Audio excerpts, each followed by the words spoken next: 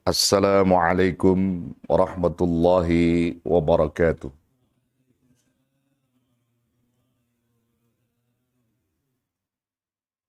Alhamdulillahilladzi amarana bittaqwa. Wassalatu wassalamu ala sayyidil mustafa. Wa ala alihi wa sahbihi ahli sidqi wal wafa. Wa ba'du fayakulullahu subhanahu wa ta'ala fi muhkami tanzilih. Wa huwa a'lamu bimuradih. Qalu subhanaka la ilma lana illa ma 'allamtana innaka antal alimul hakim. Nawayna at-ta'alluma wat ta'lim wat tadhakkura wat tazkir wan naf'a wal intifa' wal ifadata wal istifadah wal hassa 'ala tamassuki bi kitabillahi was sunnati rasulih wad du'a ila al huda wad dilalata 'ala al khair ibtigha'a wajhillahi wa mardatihi wa qurbihi wassawabih. Saudara-saudara jamaah Majlis Zikir wa Ta'lim, para pencinta ilmu yang selalu istiqomah di dalam mencari ilmu-ilmu Allah. Dan insya Allah apa yang menjadi niat daripada saudara-saudara sekalian ingin mendapatkan ilmu yang bermanfaat dan mengharapkan ridha dari Allah Subhanahu wa Ta'ala diijabah oleh Allah. Amin ya rabbal alamin. Saudara-saudara, para pencinta ilmu yang diberkahi oleh Allah.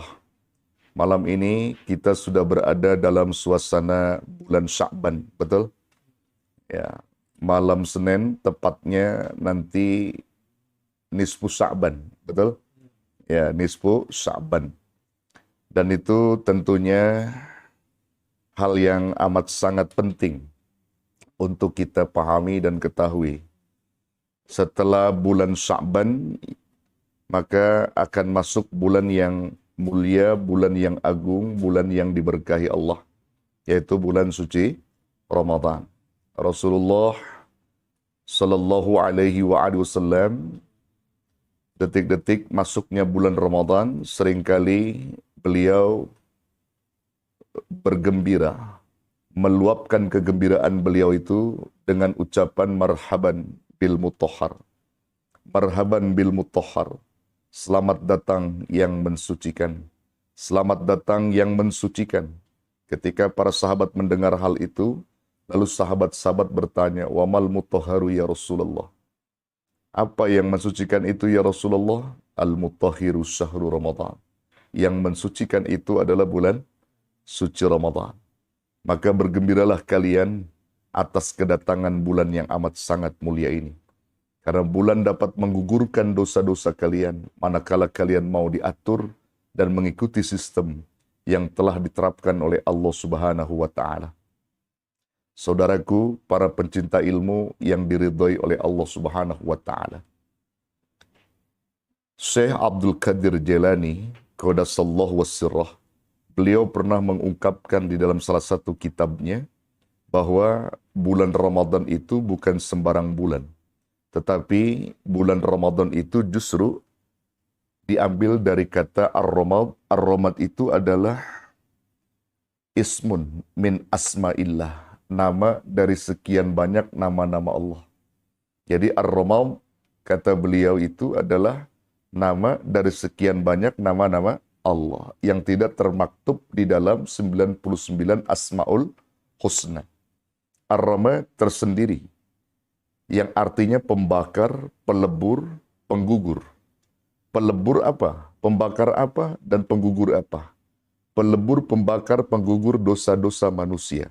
Ketika manusia berada di bulan suci Ramadan, lalu mereka mengikuti aturan yang diterapkan oleh Allah, maka insya Allah apa yang ada dalam diri mereka, dalam hal ini dosa, Allah akan leburkan. Tentu saja dosa kepada Allah. Adapun dosa kepada sesama manusia itu menjadi persiapan kita menjelang Ramadan untuk saling meleburkan dan memaafkan. Saudaraku, penting kita pahami tentang hal itu. Maka itu butuh persiapan-persiapan yang matang bagi kita orang-orang muslim yang beriman.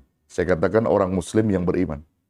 Karena ada orang muslim yang tidak beriman. Jadi orang muslim yang beriman penting untuk memahami tentang persiapan-persiapan yang harus dilakukan atau disiapkan menjelang datangnya bulan suci Ramadan. Di sini saya akan ambil beberapa keterangan-keterangan para ulama yang dikutip dari berbagai sumber kitab. Saya nukil ada 6 hal yang mesti dipersiapkan di dalam menyambut datangnya bulan suci Ramadan. Ini bagi kita orang-orang muslim yang beriman. Ya. Disebutkan di dalam keterangan ini, Bismillahirrahmanirrahim, sittatu asya'a la budda min tahdiriha li istiqbali Ramadan. Ada 6 hal yang harus dipersiapkan di dalam menyambut bulan suci Ramadan. Apa 6 hal yang dimaksud itu? Yang pertama, yang mesti kita siapkan dalam menjambut bulan suci Ramadan ini, di dalam menerima hadirnya bulan Ramadan ini adalah ista'ada lil iman. Persiapan iman. Kenapa persiapan iman ini ditempatkan pada posisi yang pertama? Jelas sekali. Dan kita kalau membaca Al-Quran, khitab yang pertama kali Allah panggil berpuasa itu, penyampaiannya untuk siapa? Orang beriman. Buka surah Al-Baqarah ayat 183 yang memang sama-sama kita sudah paham semua itu. Ya ayyuhalladzina amanu kutiba alaikumus siyamu kama kutiba alal ladzina min qablikum la'allakum tattaqun. Wahai orang-orang yang beriman, lagi-lagi orang beriman dipanggil oleh Allah. Ya, diwajibkan atas kalian berpuasa, sebagaimana diwajibkan orang-orang sebelum kalian. Tujuannya apa? Agar kalian memperoleh takwa, menjadi orang-orang yang bertakwa kepada Allah. Jadi puasa yang dimaksud itu akan membentuk karakteristik manusia terbaik, manusia yang bertakwa kepada Allah Subhanahu wa Ta'ala. Allah panggil orang beriman. Jadi persiapan yang mesti dilakukan adalah isti'adah lil iman, mempersiapkan iman ini hal yang penting sekali. Nanti saudara akan bisa pahami dan juga akan bisa dirasakan oleh diri kita. Manakala orang yang menyambut Ramadan diperintah berpuasa, mereka bercerminnya dengan iman atau bercerminnya dengan nafsu. Ini ada perbedaan. Ketika manusia menyambut Ramadan itu bercermin dengan iman, dan landasannya adalah iman, insya Allah. Puasanya itu akan bermakna dan punya nilai di sisi Allah Subhanahu wa Ta'ala. Namun ketika mereka melandasi puasa itu dengan nafsu, maka mereka tidak mendapatkan sesuatu apapun, kecuali hanya lapar dan dahaga saja. Coba kita lihat hadis Rasulullah Sallallahu Alaihi Wasallam. Ketika Rasul menyebutkan tentang diampuninya dosa-dosa orang yang berpuasa dengan 2 sebab. Apa kata Nabi? Man shoma Ramadhana imanan wahtisaban ghufira lahu ma taqaddama min dzambi. 2 sebab inilah yang menghantarkan diampuninya dosa manusia ketika mereka berpuasa dengan cara iman dan ihtisaban. Ihtisaban itu artinya selalu mengevaluasi diri, bahkan dia dengan penuh keikhlasan karena Allah. Jadi tanpa ada paksaan gitu. Karena kalau dorongan iman sudah ada, maka ketika dia melakukan perintah itu bukan karena paksaan, tapi karena memang kebutuhan mereka. Ya, jadi orang yang berpuasa dengan penuh iman dan keikhlasan karena Allah, diampuni dosanya. Lagi-lagi iman disebut Nabi. Nah, kemudian ketika taraweh pun juga sama. Ketika manusia melaksanakan qiyamul lail di waktu malam, dengan salat sunat tarawih di waktu malam-malam Ramadan, pun akan diampuni dosa-dosa mereka yang melaksanakan. Karena 2 sebab juga. Apa sebabnya? Man qama Ramadhana imanan wahtisaban ghufira lahu ma taqaddama min dzambi. Siapa orang yang melaksanakan salat tarawih di malam-malam Ramadan dengan penuh keimanan dan keikhlasan karena Allah, diampuni dosanya. Jadi jelas saudara ya, mempersiapkan iman ini hal yang penting. Jadi persiapkan iman kita. Karena kalau iman kita sudah kita kuatkan dan sudah kita tajamkan dengan keilmuan-keilmuan yang tentunya kita pahami dan yang telah disampaikan oleh para ulama, ini menjadi modal utama yang dapat melandasi semua pelaksanaan ibadah di bulan suci Ramadan. Sebagaimana yang disebutkan oleh para ulama kita, taqwiyatul imani wasakhziha humal wusulur ra'isiyah allati taqumu 'alaiha jami'ul ibadah fi syahri Ramadan. Taqwiyatul iman, memperkuat iman, wasyahziha, dan mempertajam iman, humal usulur ra'isiyah allati taqumu 'alaiha jami'ul ibadah fi syahri Ramadan, adalah sebagai modal utama dalam melandasi semua pelaksanaan ibadah di bulan Ramadan. Jadi memperkuat iman dan mempertajam iman itu adalah modal utama di dalam melandasi semua ibadah di bulan Ramadan. Anda membaca Al-Quran, landasannya iman. Insya Allah bacaan Quran antum itu diterima oleh Allah. Anda bersedekah di bulan Ramadan, landasannya iman. Dan tentu saja dengan ilmu pula. Insya Allah, Allah pun akan menerima sedekah antum. Jadi semua ibadah di bulan Ramadan itu landasannya iman. Iman yang kuat dan iman yang tajam. Tanpa ada kekuatan iman, maka ibadah yang kalian lakukan adalah sesuatu yang hampa di sisi Allah Subhanahu wa Ta'ala. Saudaraku yang dirahmati Allah, hamba-hamba Allah yang selalu diberkahi. Kita lihat pula, nanti kita akan bisa jumpai dan juga bisa kita temukan apakah itu terjadi pada diri kita, atau saudara-saudara kita, atau tetangga-tetangga kita, atau sahabat-sahabat kita. Karena nanti pada prinsipnya saudara, secara kemanusiaan gitu, pada individu manusia itu, orang berpuasa itu bentuknya macam-macam. Betul? Ya macam-macam, niatnya macam-macam. Makanya kalau kita bercermin kepada kajian Imamul Ghazali, di dalam kitab-kitab yang beliau nukilkan gitu, puasa itu kan dibagi 3 jenis ya, jenis orang berpuasa. Ada puasanya orang-orang awam, ya, puasanya orang-orang khusus, ada lagi puasanya khusus bil khusus atau khas bil khas. Nah itu pembagian yang disebutkan oleh Imamul Ghazali. Tapi saya lebih, saya ingin memudahkan saudara memahami saja ya, supaya saudara paham tentang apa yang disampaikan Imam Ghazali, lalu saya memberikan pemahaman kepada saudara agar bisa mengerti gitu. Nah kalau saya mengatakan nanti ada 2 jenis orang yang berpuasa. Ada puasanya orang beriman, ada puasanya orang munafik. Nah, kira-kira begitu ya.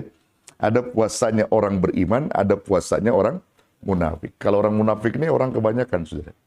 Yang disebut puasanya awam.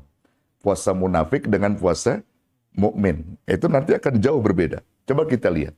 Ya, kita lihat dulu pertanyaan yang disampaikan oleh sahabat kepada Rasulullah SAW ketika sahabat ini bertanya tentang perbedaan orang munafik dan orang beriman dan orang munafik. Ya, ketika Rasulullah SAW ditanya, ya Rasulullah, ma farqun bainal mu'min wal munafik. Wahai Rasul, apa perbedaan orang yang beriman dengan orang munafik? Atau bisa diartikan ciri-cirinya apa?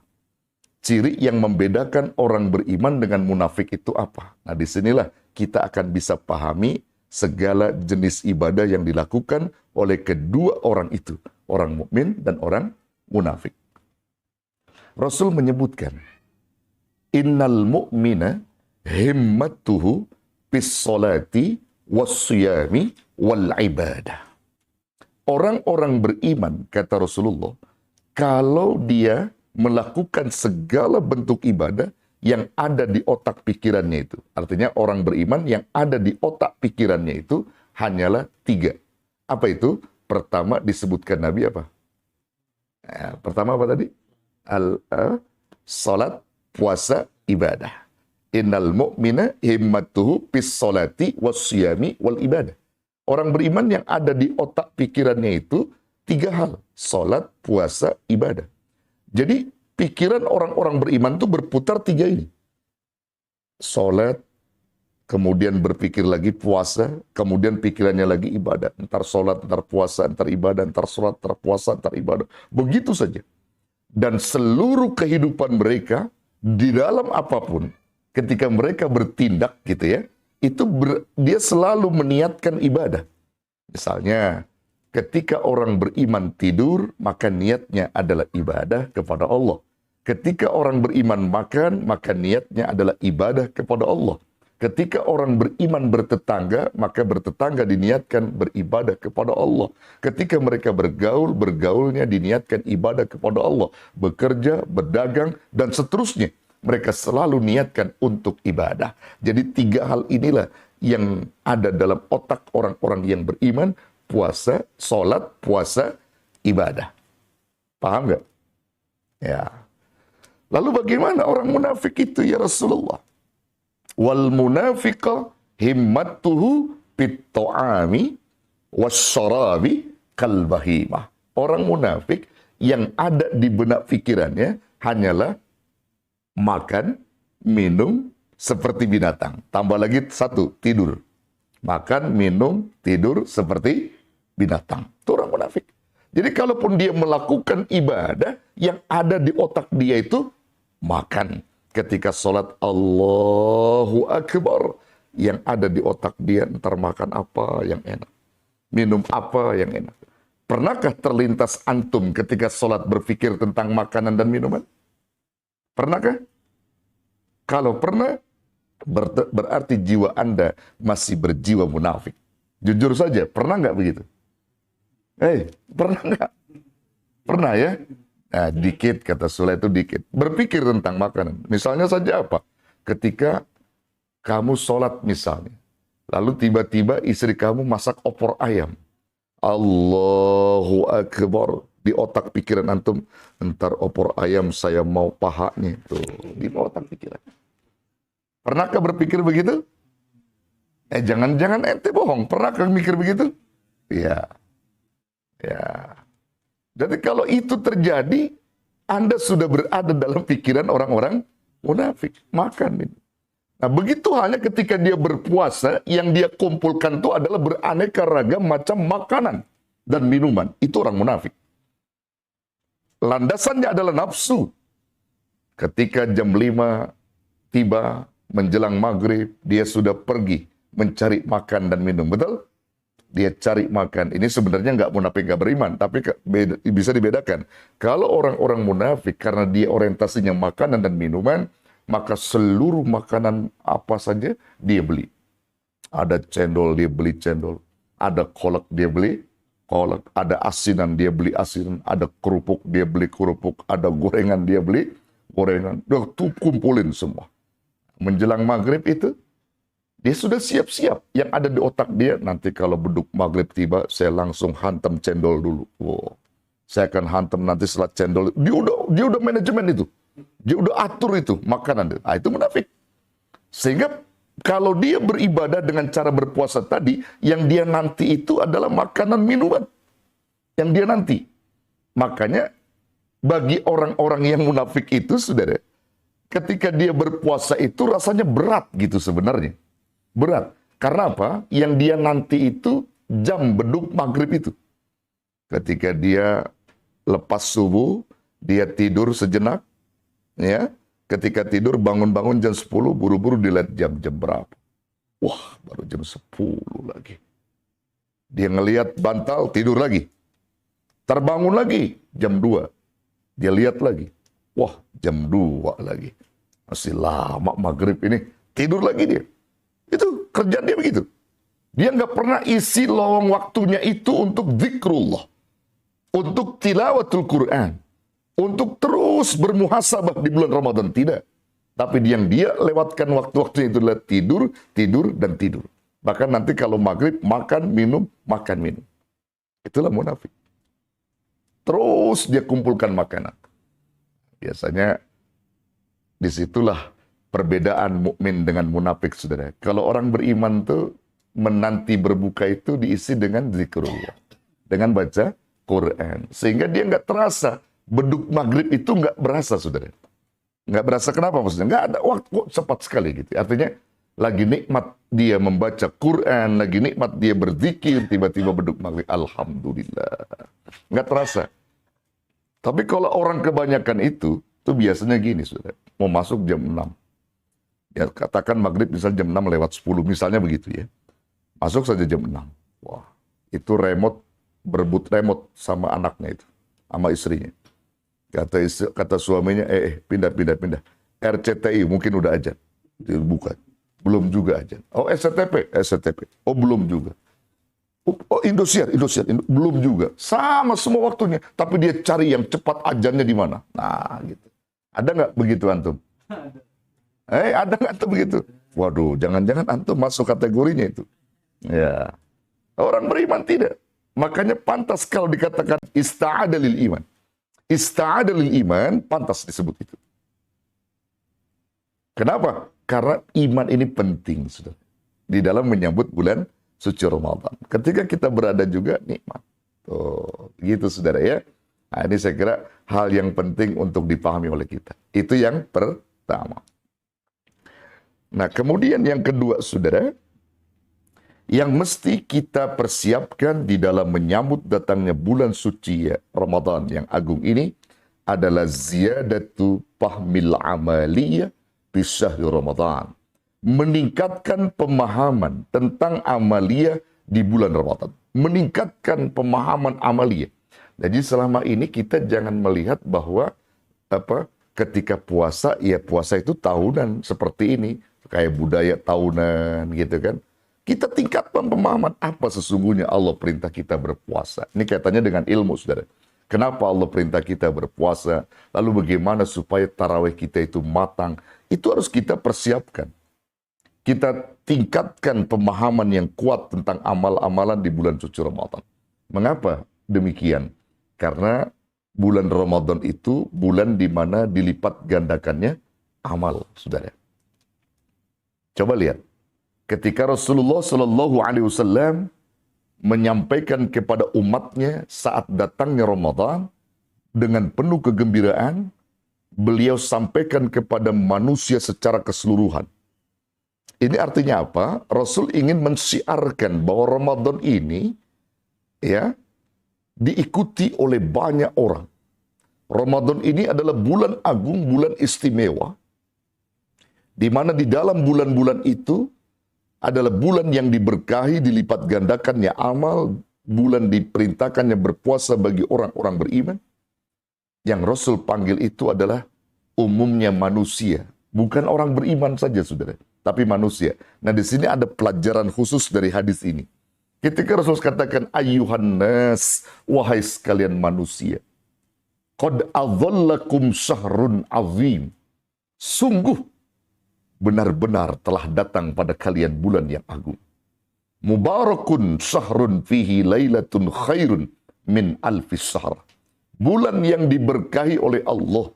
Bulan yang di dalamnya ada satu malam yang lebih baik daripada 1000 bulan. Syahrun ja'alallahu siyamuhu faridah. Bulan di mana Allah mewajibkan berpuasa bagi orang-orang beriman di siang harinya.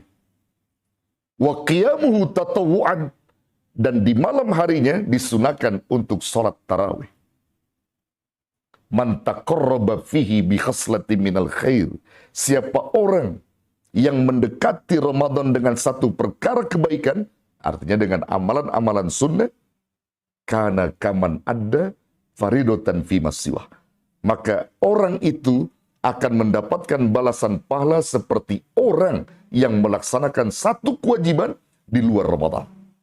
Mendekati kebaikan dengan amalan sunnah, pahalanya seperti orang yang melaksanakan satu kewajiban. Waman ada faridatan fihi. Dan siapa orang yang menjalankan kewajiban, satu kewajiban di dalam Ramadan, kana kaman ada sab'ina faridatan fi masiwah. Maka dia itu seperti orang yang melaksanakan 70 kewajiban di luar Ramadan. Bayangkan, saudara. Bahkan lebih daripada itu. Satu kewajiban kita kerjakan di bulan Ramadan, itu pahalanya seperti melaksanakan 70 kewajiban di luar Ramadan. Masya Allah. Begitu kenikmatan. Bahkan, saudara yang dirahmati Allah, Rasulullah mensyaratkan orang-orang yang beriman tadi untuk selalu meningkatkan pemahaman amaliyah tadi dengan berbagai macam amal, dengan cara zikrullah, sedekah ketika dia tahu tentang begitu besarnya balasan di bulan Ramadan. Bahkan sampai mendekati kebaikan saja dengan amalan sunnah, itu pahala wajib yang didapat. Satu kewajiban didapat 70 kewajiban. Nah terlebih lagi saudara, ketika dia memberi makan, dia berbagi kepada orang, maka itu pun akan dapat nilai dari Allah. Akan digugurkannya dosa-dosa dia ketika dia memberikan makan orang-orang yang berpuasa untuk berbuka atau makan sahur. Man fatara fihi sha'iman kana maghfiratan lidzunubihi. Siapa orang yang memberi makan orang yang berpuasa untuk berbuka, tentunya bukan beri makan siang hari, untuk berbuka, maka diampuni dosanya oleh Allah Subhanahu wa ta'ala. Masya Allah.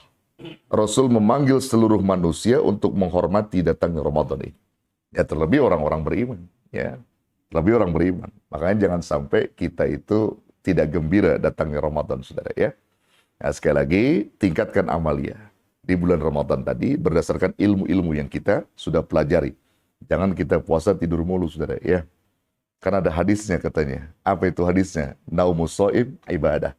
Tidurnya orang berpuasa ibadah. Ya betul, ada hadisnya. Tapi tolong pahami, hadis itu adalah hadis dhaif. Hadis dhaif, lemah. Jangan dijadikan sandaran. Kalau hadis ini sahih, ini jadi alasan kuat bagi orang-orang yang suka tidur di bulan Ramadan. Betul nggak? Ketika ditanya, Pak RT Budi, kok puasa tidur mulu? Dari pagi, bangun zuhur, zuhur tidur lagi, bangun lagi maghrib. Pak Kiai nggak tahu, ada hadis sahih. Naumus shaim ibadah. Kalau sekiranya hadis itu sahih, itu jadi alasan kuat bagi dia. Untung aja nih hadis bukan sahih, saudara. Bukan sahih. Jadi nggak ada alasan kuat bagi mereka, nggak ada. Nah, cuman lagi-lagi, kalaupun mau tidur menghindari maksiat, itu juga bagus. Tetapi lagi-lagi, ketika Ramadan ini ada, kita isi bukan tidur, tapi dengan banyak zikrullah. Ya tidur sebatasnya aja lah. Sebatasnya kita tidur, tapi kita isi dengan bacaan-bacaan Al-Quran. Begitu, saudara ya. Jadi tidur itu bukan perkara ibadah dalam tanda kutip ya. Ramadan itu dijadikan alasan bahwa tidurnya orang berpuasa itu adalah ibadah. Bukan itu maksudnya, saudara ya. Karena itu hadisnya dhaif, ya bukan sahih. Ya, kita tetap isi dengan zikr. Tidur bukan nggak boleh, boleh. Bahkan juga Allah sangat memuliakan orang-orang puasa ketika dia lemah, dia tidur. Tapi bukan berarti tidur untuk melupakan sholat, begitu bukan. Zuhur lupa, asar lupa, ya. Maghrib doang dia nggak lupa. Ya kadang dia nanti itu. Maghrib dia nanti gitu. Nah, itu makanya keuntungan orang-orang beriman, ya. Saudara yang dirahmati Allah, antum kalau datang maghrib lagi puasa gembira nggak? Gembira, pastinya itu ya. Semua itu orang gembira. Sesuai dengan hadis. Kata Nabi apa? Lis-shaimi farhatani. Bagi orang yang berpuasa punya dua kegembiraan. Kegembiraan pertama, farhatun inda iftari. Gembira ketika berbuka. Datang waktu buka, gembira semuanya. Betul nggak? Antum gembira nggak? Lagi puasa, tiba-tiba beduk maghrib. Gembira nggak? Alhamdulillah. Itu apa namanya, fitrah. Gembira. Ya, itu fitrah. Kalau kamu gembira, datangnya waktu maghrib ketika berpuasa. Ya, gembira. Ada nggak orang begitu lagi puasa, maghrib, tiba-tiba keselnya bukan main. Dia kesel. Wah, enak-enak puasa, udah maghrib aja. Ada nggak yang begitu? Ada nggak? Ah? Ya, ada. Saudara, sekalipun makan belum sedia, dia tetap gembira juga. Dia akan cari makanan kan gitu ya. Nah, kalau ada yang kesel datang maghrib, dia nggak puasa, dia puasa gitu ya, itu mesti berobat ke dokter jiwa itu yang begitu ya. Nah, tapi lagi-lagi saudara, kegembiraan yang kedua tidak semua orang memilikinya. Farhatun 'inda liqa'i rabbi. Gembira ketika dia berjumpa dengan Rabb-nya. Maksudnya apa? Khusus orang-orang beriman saja yang mengalami kegembiraan berjumpa dengan Rabb-nya. Karena dia melakukan puasanya dengan benar. Dia melakukan puasa dengan cara yang benar. Itu saudara ya, perlu dipahami oleh kita. Baik, itu yang kedua. Ya, tolong antum simak saja, belum tuntas ya. Kemudian yang ketiga, persiapan yang mesti kita lakukan di dalam menyambut datangnya Ramadan adalah patubu ilallah wal islahi li akhwatil bashar. Ini penting ini. bertobat kepada Allah, dan memperbaiki hubungan persaudaraan di antara sesama manusia. Penting sekali. Kalau kita salah dengan Allah, sebelum Ramadan ini, segera kita bertobat. Istighfar, banyakin istighfar. Taubatan nasuha. Kita tobat. Ya, dengan syarat-syarat yang sudah kita sampaikan. Tobat kepada Allah, perbanyak istighfar. Nah, kepada sesama manusia, jangan menyimpan dendam, jangan amarah, jangan ada dengki, buang segala kekotoran hati hendak menyambut Ramadan ini. Karena Ramadan bulan suci, dia akan menerima orang-orang yang telah mensucikan batinnya. Ramadan akan menerima orang-orang yang telah membuang sifat dendamnya. Nah, kalau yang pada bermusuhan, udahlah. Jangan bermusuhan lagi. Mau masuk Ramadan. Karena kita ingin Ramadan kita ini punya makna di sisi Allah Subhanahu wa Ta'ala. Jadi tobat kepada Allah dan perbaiki hubungan kepada sesama manusia dalam bentuk persaudaraan. Jangan ada dendam lagi di antara kita. Ya, itu yang ketiga. Kemudian yang keempat, saudara, yang kelima ya, yang keempat. Nah, yang keempat. Yang mesti kita persiapkan adalah i'dadu idaratil a'malil khairiyah. I'dad itu artinya persiapan. Persiapan apa? Idaratil a'malil khairiyah, manajemen amal. Mengatur amal-amal kebaikan itu. Jadi mengatur amal kebaikan itu penting, saudara. Ya, dari Ramadan itu. Bagaimana itu mengaturnya? Nah, itu kalau kita lihat nanti, kalau kita manajemen, kalau saya nanti habis sholat subuh, saya akan baca Al-Quran 1 juz atau 2 juz, setelah itu saya akan pahami maknanya. Itu di-manage. Itu persiapan itu penting, dan itu harus ada pada diri orang-orang yang beriman. Jadi nggak sembarang, saudara, dia manage. Lalu kemudian malamnya dia akan qiyamul lail, lalu kemudian dia akan tahajud, atau dia nanti ketika menjelang sahur, dia akan isi dengan perbanyak istighfar. Nah, kemudian subuhnya dia sodako, misalnya begitu. Itu dia manage sedemikian rupa amal kebaikan. Itu pun menjadi persiapan. Itu pun menjadi persiapan. Artinya memanage amal-amal kebaikan di dalam bulan suci Ramadan. Itu ada persiapan-persiapan yang dia lakukan. Mulai saat ini dia sudah mempelajari itu semua. Nah, itu yang keempat ya. Kemudian yang kelima adalah al-isti'dadu lis-salati ay lid-du'ai. Yaitu mempersiapkan doa. Ini penting karena Ramadan itu syahrul Ramadan, syahrul doa. Bulan Ramadan itu bulan doa. Jadi kita itu mesti persiapkan doa apa yang pantas kita sampaikan kepada Allah di bulan Ramadan nanti. Lalu kita pahami juga adab-adab berdoa. Lalu bagaimana cara kita meminta dengan Allah, kita paham. Ya, saat itu. Ketika kita sudah membaca Al-Quran yang telah dijelaskan oleh Allah melalui Al-Quran maupun Al-Hadis. Kalau Al-Quran menyebutkan wa idza sa'alaka ibadi anni fa inni qarib ujibu da'watad da'i idza da'ani falyastajibu li wal yu'minu bi la'allahum yarshudun. Apabila hamba-hambaku bertanya kepadamu Muhammad tentang aku, katakan bahwa aku ini dekat. Dan aku akan mengijabah doa bagi orang-orang yang mau berdoa. Syaratnya 2. Apa itu? Falyastajibu li. Jawab dulu perintah Allah. Jadi segala apa yang Allah perintahkan, jawab. Kalau kita sudah jawab dengan cara melaksanakan perintah itu, syarat yang kedua, wal yu'minu bi. Beriman kepadaku. Kalau itu 2 syarat ini ada dalam kehidupan kalian, maka doamu ada yang dekat akan diterimanya doa. Kalau tadi itu jawab perintah dan beriman kepada Allah Subhanahu wa Ta'ala. Itu pun kita bahas, kita tahu itu. Cara-cara kita berdoa, lalu kemudian kita memunajat kepada Allah, kita berwudu dulu dan seterusnya. Jadi nggak sembarang. Jadi kalau kita bermohon kepada Allah tuh nggak sembarang seperti kita minta sama orang, saudara. Ya, ada adab-adabnya, cara berpakaian kita juga di hadapan Allah bagaimana, gitu. Harus bersih lahir kita, batin kita, berwudu dulu, menghadap kiblat, mohon pada Allah. Dengan bahasa kita silakan. Kamu pakai cara bahasa kamu, tapi ingat, bersolawat dulu kepada Rasulullah, perbanyak istighfar, puji Allah, baru kita minta. Itu ada adab-adab berdoa yang disarankan oleh para ulama-ulama kita, gitu ya. Nah, itu yang kelima. Nah, yang terakhir, saudara, ini juga hal yang sangat penting. Kalau pernah saya sampaikan dulu, adalah persiapan daripada harta kita. Nah, ini dikatakan di dalam konteks ini, dalam kitab ini, tahdirur rizki syar'i ay al-halal wa tayyib.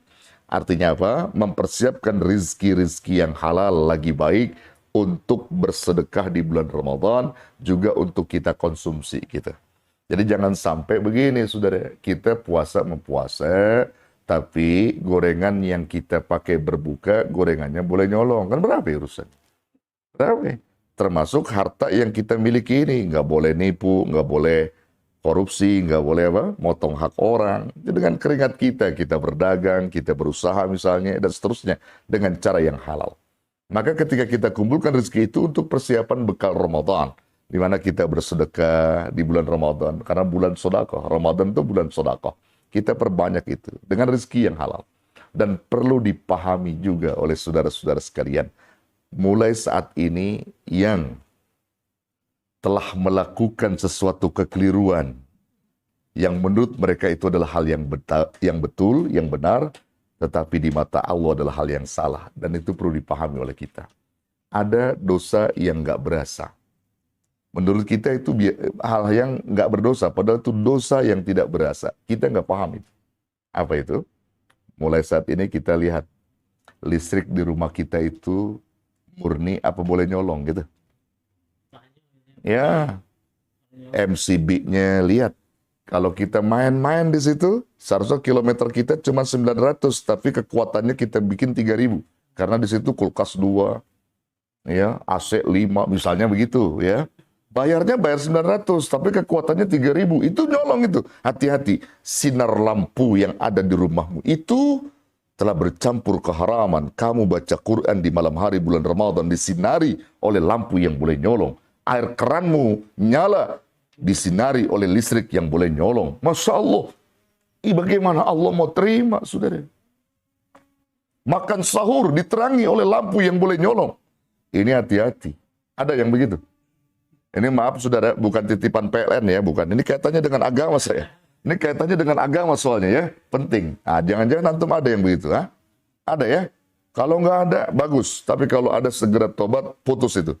Jangan sampai begitu, saudara. Ya, jangan sampai. Itu nggak berasa, saudara. Antum sholat tiap malam tahajud, nangis. Lampunya diterangin nama boleh nyolong. Naudzubillah. Ini ada sedikit nih kisah nyata buat antum ya. Buat antum nih, kisah nyata nih saya mau kasih tahu. Karena saya yang mengalami itu. Artinya saya yang menjadi orang yang tahu itu. Nah begini saudara ya.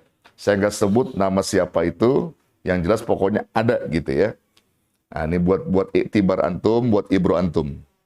Ada orang dari tidak punya anak, dari belum punya anak menikah. Ketika dia menikah punya anak 4 sampai datang ajalnya. Ketika itu, sakratul mautnya itu sebulan. Sebulan sakratul maut, Pak. Sebulan sakratul mautnya. Masya Allah. Akhirnya sang istri tercintanya itu datang ke rumah Kiai. Assalamualaikum Pak Kiai, suami saya sakratul maut. Dokter pun sudah angkat tangan. Coba tolong Pak Kiai bacakan apa supaya cepat suami saya. Karena ini saya nggak tega melihatnya Pak Kiai. Dia sakarat, seperti orang sakarat. Bahkan saudara yang mengerikan, setiap kali tangannya bergerak sakarat, geseng. Tangannya geseng. Tangan kiri bergerak, geseng. Tangan kakinya bergerak, sakarat, geseng. Bibirnya bergerak, sakarat, geseng. Semuanya geseng. Masya Allah. Sampai ketika kita sudah bacakan ini, minta kemudahan nama Allah, ada apa ini ya? Akhirnya kita dekati istri tercintanya. Ibu mohon maaf sekali lagi beribu-ribu maaf. Adakah sesuatu yang keliru yang dilakukan Bapak yang Ibu tahu? Biar nanti saya mohonkan ampun pada Allah. Apa kata ibunya? Kata istrinya. Setahu saya Pak Kiai, suami saya orang sholat, orang yang sedekah, orang yang puasa. Lalu saya balikin. Orang sholat, orang puasa, orang sedekah, sepertinya tidak seperti ini kita dapatin Ibu. Mesti ada sesuatu yang keliru yang mungkin barangkali Ibu pernah tahu itu. Apa?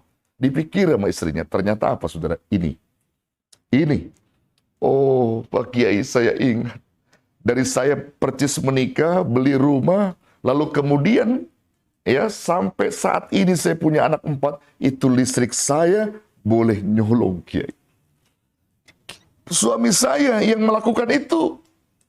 Dayanya bayarnya 900, tetap bayarnya 900, tapi kekuatan di rumah itu 3.000. Bayangin saudara, 3.000. Dan itu dosa nggak berasa. Orangnya sholat, orangnya puasa, tapi listrik yang digunakan itu boleh mencuri. Masya Allah. Maka dijawab oleh Allah di akhir hayatnya. Sakaratnya itu geseng, saudara. Ini kisah nyata, saudara, bukan ngomong main-main. Makanya kalau besok-besok jamaah ada yang sakaratnya geseng, nyolong listrik, udah begitu aja. Nyolong listrik, saudara. Apalagi musola, Bukan itu lampu jalanan itu. sama itu Pak, jangan ya. Udah jangan dah. Sama itu sama aja, ngambil jalanan jangan. Mau hajat kayak mau apa, resmi aja sudah resmi lah. Resmi insya Allah berkah. Berkah nanti Bapak akan tanggung semua ketika ada hajat, dia curi lampunya. Maka yang makan itu semua nggak tahu, dia nggak dosa. Tapi Bapak tanggung semua itu di hadapan Allah Subhanahu wa ta'ala. Masya Allah. Tuh, maka itu saudara penting untuk kita pahami. Ini kita pentingnya duduk di majelis ilmu begini Pak. Diingatkan karena itu adalah sesuai dengan ilmu gitu. Jangan sampai kita sholat, kita ibadah, kita berzikir, kita baca Quran, tapi kita melakukan hal yang dilarang oleh Allah Subhanahu wa ta'ala.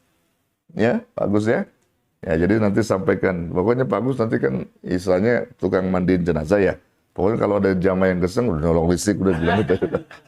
Sudah nyolong listrik aja deh gitu ya. Jadi ini penting saudara ya. Jadi 6 persiapan itu hal yang memang harus kita pahami. Jadi 6 persiapan yang telah saya sampaikan tadi, ini menjadi bekal kita untuk menyambut datangnya bulan suci Ramadan. Saya kira ini yang disampaikan, mudah-mudahan sekelumit apa yang saya sampaikan ini dapat bermanfaat dan berguna bagi kehidupan kita yang sebentar lagi mau masuk bulan suci Ramadan. Baik, sama-sama kita akhiri kajian kitab kita ini dengan doa kafaratul majlis. Subhanakallahumma wa bihamdika asyhadu an la ilaha illa anta astaghfiruka wa atubu ilaik. Hadanallahu wa iyyakum ajmain. Wassalamualaikum warahmatullahi wabarakatuh.